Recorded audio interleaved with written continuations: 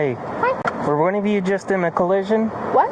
One of you just in a collision? I was in a slight bumper. I backed up and then there was a car really close behind me and I accidentally hit it, yes. And you what? I accidentally hit it, but I gave the guy my insurance card. Okay, do you have your license with you? Your registration and your insurance? Okay, I've never been... Hold up. Can you find my insurance? I, don't know what an insurance looks like. I mean, a registration.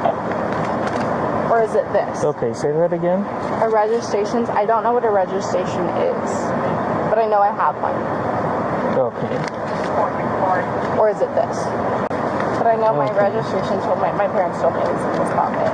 Okay, I have your registration. Okay, good. Now I just need license and insurance. License, insurance. I'll give you that pile back. Okay, sorry, I just didn't know what a registration looks like. I don't know what a registration is, but I know that what it means. You are under absolutely no obligation to speak to the police, other than giving them your name, your license, your registration, your insurance. Don't answer any other questions. Just don't do it. It's only going to give them evidence to further prosecute your case for DUI. Will you step out and talk to me for a second?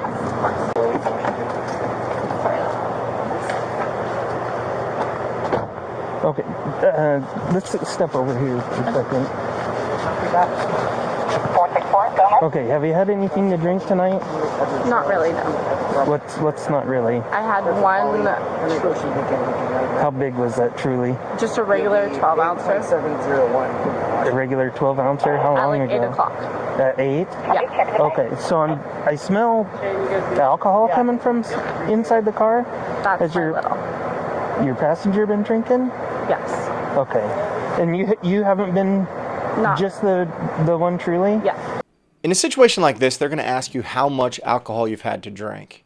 Now, it is true that it is not illegal to drink and drive, but if you admit to having any amount of alcohol, you're giving them evidence to show that you are drinking, and then they can further investigate you to make sure that your normal faculties aren't impaired by alcohol. So don't do it.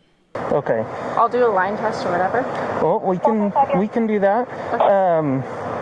But I just want to check your eyes first, and then decide if we need to go into all of that. Okay. Okay. Everything up until this point is consensual. And what that means is they're going to ask you to do these exercises or these tests. You are under no obligation whatsoever, and I would advise you not to do them. The reason is this is an evidence-gathering investigation by the police. What does that mean?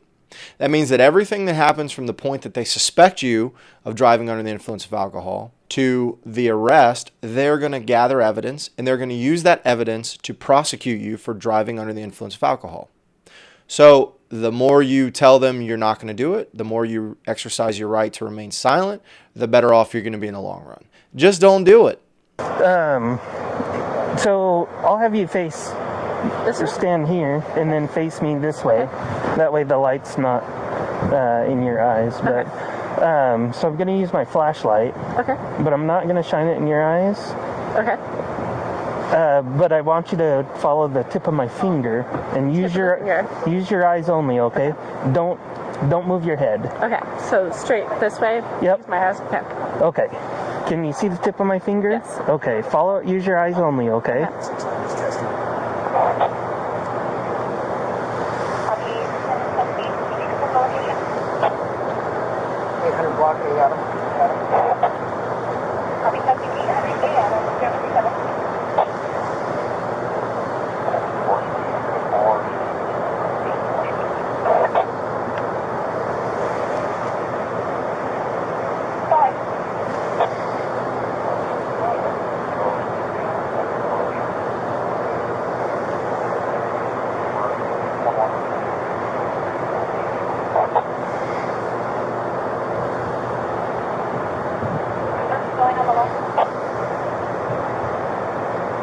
Okay, now I'm going to go up, but keep your head still and... Do the same thing? Yep. Okay.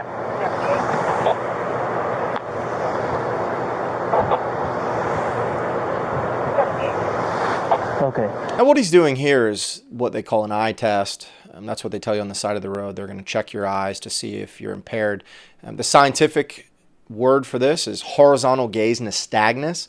And essentially what it is it's a fancy way of saying that once you consume alcohol, your eyes will involuntarily jerk. The best way to think about what HGN, or horizontal gaze nystagmus, is think about if you put your windshield wipers on when your windshield is dry and the windshield wipers do this skipping motion. That's what horizontal gaze nystagmus is looking for in your eyes, to see if your eyes are doing the involuntary jerking. Involuntarily meaning you have no control over it. So the alcohol is what causes your eyes to jerk like that, and you have no control over it. So it's a good indicator of impairment. Again, this is voluntary. That means that you are consenting to them gathering more evidence to prosecute you. Do you have any physical disabilities that would prevent you from walking heel-to-toe steps? Or I might have ADHD, but okay, don't know. But no physical disabilities that would prevent you from walking heel-to-toe steps? Or got a sprained ankle back in the day, but back in the day? Okay. Well, how about we go over to the sidewalk where it's kind of flat and we're out of the gravel and mud. Okay. So I don't want you to start any tests until I tell you to begin. Okay? So what I want you to do is, since we don't have a straight line, I want you to imagine a straight line. Imagine a straight line? Yep. Okay. So what you're going to do is put your left foot on that line and put your right foot in front of your left foot with the heel of your right foot touching the toe of your left foot. Like okay? that. Yep. And hands down to your sides, and then stay in that position until I tell you to begin. Okay? So when I tell you to begin, you're going to take 9 heel-to-toe steps. 1, 2, 3, 4, 5. Okay. Make a turn and take 9 heel-to-toe steps back. Okay? So it's going to look like this. Okay? So you're in this position here. Okay. Go ahead and get back in the starting position. So it's going to look like this. 1, 2, 3, all the way to 9. Okay? Then you're going to take a series of small steps like this, and then 9 heel-to-toe steps back. Okay? 1, 2, 3. I'm kind of on a hill. Yeah, got it. So 1. Hold on. Okay, so while you're doing this, I want you to look at your feet. My ankle, sorry. Count your steps out loud. Okay. Okay? And once you begin the test, don't stop until you've completed it. Okay, got it. Do you have any questions? Nope. No? Okay, you can go ahead and begin. 2, 3, 4, 5, 6, 7, 8, 9. Shimmy, shimmy, shimmy. Right. 1. Woo! That was backwards. 1, 2, 3, 4, 5, 6, 7, 8, 9. Okay. Do it again or no? Nope. Okay.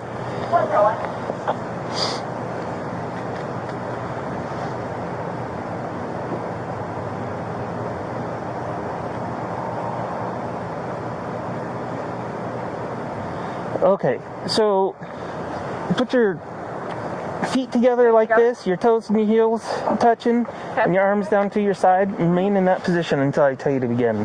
Okay, this is the one leg stand. One leg stand. Yep. Okay. So when I tell you to begin, you're going to raise one foot of your choice, approximately 6 inches off the ground. Okay, so like about right here. You're going to keep both your legs straight, your toe pointed out, and you're going to count out loud in the following manner. Am I going this way or am I going this way? I'll demonstrate for you, okay?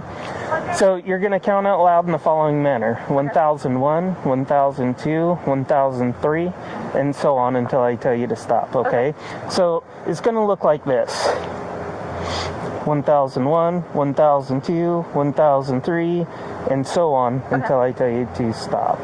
Okay? If you put your foot down, just pick it back up and continue where you left off, okay? Do you have any questions? Nope, got it.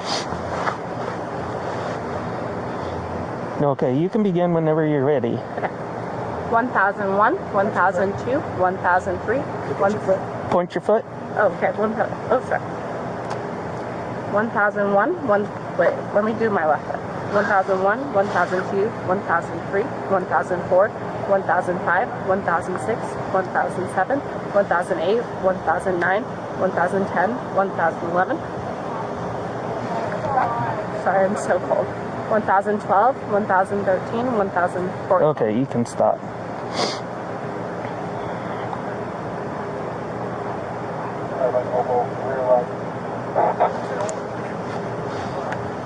Okay, hold on one second. The next part of his investigation that he's going to further gather information from you would be what they called field sobriety exercises. That's going to usually include what they call the walk and turn, which everybody's seen. You walk the line like she's doing here and lifting your leg up for a certain amount of time. And then it could be touching your nose with the very tip of your finger or reading the alphabet. These are what they call divided attention exercises. What that means is they're going to give you instructions. They're a little confusing, not really, but they're made to be confusing when your normal faculties are impaired by alcohol. You have a choice. Do not do them. There are little things when you watch this video, and those little things add up to big things. She's not following directions. She's nervous. She's getting started before he tells her. She's not following the instructions exactly like she says. Let me tell you what, they might seem like small little mistakes, but I can tell you, as a former prosecutor who put many people in jail for driving under the influence, those little things, they add up. What do they add up to? They add up to convictions. They add up to arrests. Save yourself the trouble. Don't do them. If you listen closely, the police ask you to do these. They ask. Now, they might ask in a very slick manner. Hey, you don't mind if I look at your eyes real quick, do you? You say no. You don't mind if we step over here and you do some field sobriety exercises just to dispel my suspicion that you're driving under the influence. And once you do them and you dispel my suspicion, I'll have you on your way. It doesn't work out like that. You're not going to go on your way. You're going to go to jail. You're going to get booked. You're going to get processed. You're going to sit in a jail cell for a minimum in Florida of 8 hours. And then you're going to have to go to court. You're going to have to fight the charge. And all of these exercises and all of these things that you consented to, all of that's going to be used against you. It's going to be used to prove that you are driving under the influence. You have a choice. Don't do it. So, with the field sobriety tests and stuff, I don't believe that it's okay for you to drive. Okay, I think you had a little bit too much given the collision in your performance on the field sobriety test. Okay, so I'm going to place you under arrest for DUI. Okay, so I need you to turn around, put your hands behind your back. Okay, let go of your hands. There you go. Okay, so like the paper was saying, you got to give 2 breath samples. Oh, gotta blow. Okay. There you go. Keep going. A little harder. A little harder. A little harder. A little harder. There you go. Nice and steady. Keep going. Keep going. Can I do it? No?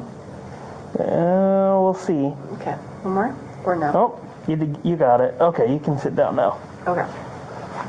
In Florida, there are 2 ways that you can be found guilty of driving under the influence of alcohol. One is the most common way. It's what most people think of when they think of driving under the influence of alcohol. And that's that you take a breathalyzer test and it's over a .08.